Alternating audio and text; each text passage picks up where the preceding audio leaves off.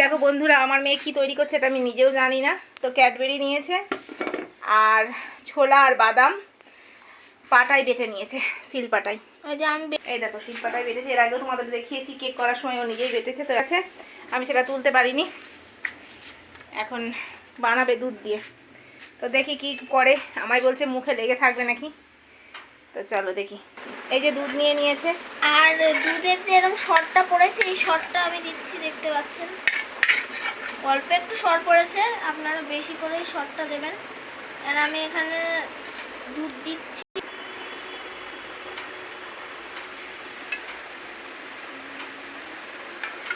আর লাগবে না? না, তো এটা দিয়ে কি করবি এবার? মিক্স করবো আমরা। এবার এটাকে দিয়ে মিক্স করবে। তো এই যে মিক্স করছে চামচে করে। তো মিক্স করার পর রাখবে ফ্রিজে। কতক্ষণ রাখবি ফ্রিজে? দুপুরবেলা খাবি? হুম। তো চলো এটুকুই থাক, আবার খাওয়ার সময় তোমাদেরকে দেখাবো। টাটা, মানে টাটা করে দে।